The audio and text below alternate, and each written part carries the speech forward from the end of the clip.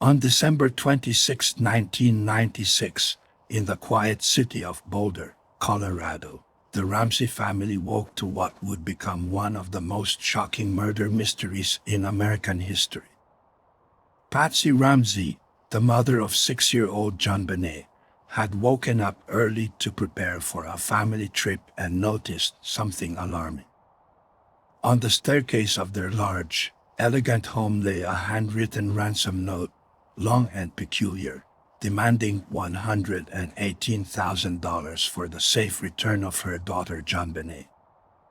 Overcome with fear, Patsy screamed and immediately called the police to report her daughter as missing, setting in motion a series of events that would captivate the nation and leave lasting, haunting questions. JonBenét was no ordinary child. She was a well-known figure in her community and beyond, a beautiful little girl who had won several beauty pageants. Her charming smile and radiant costumes made her a familiar face in child beauty competitions. The Ramsey family, consisting of JonBenét, her older brother Burke, and her parents, John and Patsy, seemed picture-perfect to those who knew them. John was a successful businessman, CEO of a technology company, and Patsy was a former beauty queen herself. They lived a life of comfort and privilege, which only added to the public fascination with the case as details emerged. The ransom note, a critical part of the mystery, was unlike most ransom notes in that it was several pages long and was full of bizarre details. The note requested the sum of $118,000, a strange amount because it was the exact figure John had received as a recent work bonus. This odd specificity led investigators to question whether the ransom demand was a clue pointing to someone who knew the family well. The note was also filled with peculiar phrases, some of which seemed to echo scenes from popular crime and action movies. Many who analyzed the note were struck by its length and the strange language used, finding it highly unusual for a kidnapper to take so much time to write a message inside the home. After alerting the police, Patsy and John anxiously awaited instructions from the supposed kidnapper. As the morning went on, investigators began a detailed search of the house. Despite the message instructing them not to involve the police, law enforcement officers arrived on the scene and began gathering information. Several hours later, John, the father, searched the basement and made a gruesome discovery. There, in a hidden corner of the basement, lay JonBenét's lifeless body. She was wrapped in a white blanket with clear signs of a violent assault. She had been strangled and had a severe head injury. It was a horrifying sight, and the sudden discovery turned the investigation from a kidnapping into a murder case. An autopsy confirmed the brutal nature of JonBenét's death. She had suffered from strangulation by a garrote, a homemade device fashioned from a piece of cord tied to a broken paintbrush handle found in the home. In addition, there was evidence of a violent blow to her head, indicating blunt force trauma. The medical examiner also noted signs that could suggest prior injuries, though these findings were inconclusive. The dual method of her murder, both strangulation and head trauma, added to the puzzling nature of the crime. The brutality suggested that whoever committed the murder was someone capable of extreme violence. The investigation quickly turned its focus to the family, who were considered the primary suspects due to a number of suspicious elements in the case. The first question that puzzled investigators was how a lengthy ransom note could have been written inside the home without the family noticing. Handwriting experts analyzed the note, focusing especially on Patsy Ramsey's writing style, though results were inconclusive. Initial forensic testing found that the note style was inconsistent with both John and Patsy's handwriting, leaving investigators at a dead end. The police conducted hours of interviews with John and Patsy, looking for inconsistencies in their stories.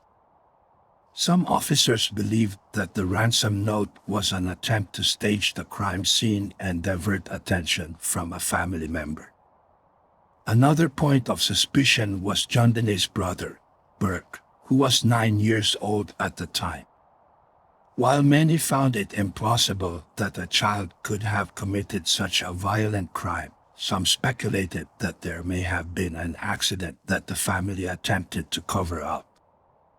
This theory circulated widely, but no substantial evidence emerged to support it. A competing theory emerged that an intruder might have entered the house. Forensic evidence suggested there might have been a break-in through a basement window, which was found slightly ajar with a cobweb disturbed. Some investigators considered the possibility that a stranger with sinister intentions had gained access to the Ramsey home undetected.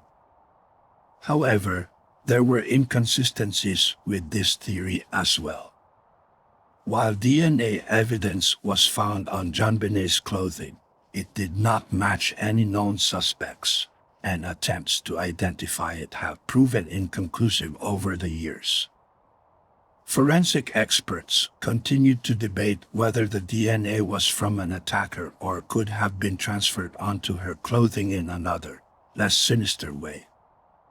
As the investigation stretched into months, public opinion became polarized. Some were convinced of the family's guilt, fueled by constant media scrutiny and the highly publicized behaviors of the Ramseys in the aftermath of the crime. The family's decision to hire legal representation immediately and their initial hesitation to cooperate with police interviews made them appear suspicious to the public. Yet, in 2008, investigators announced that advanced DNA testing had pointed away from the family, seemingly exonerating them. The findings only intensified the mystery, as they raised the likelihood that JonBenét's killer was an unknown individual. Over the years, multiple theories about JonBenét's death have been proposed.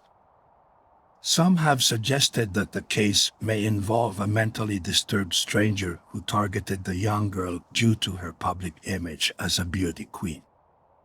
This theory aligns with cases of obsession-fueled crimes, as JonBenet had gained a level of fame that might have attracted unwanted attention. Others have theorized about a possible link to a pedophile ring or a disturbed individual living in the area. Still, no conclusive evidence has ever surfaced to support these ideas.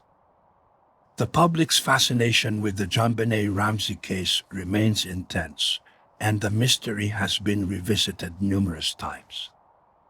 The case has inspired countless books, documentaries, and investigative specials, each offering new insights, theories, and analysis.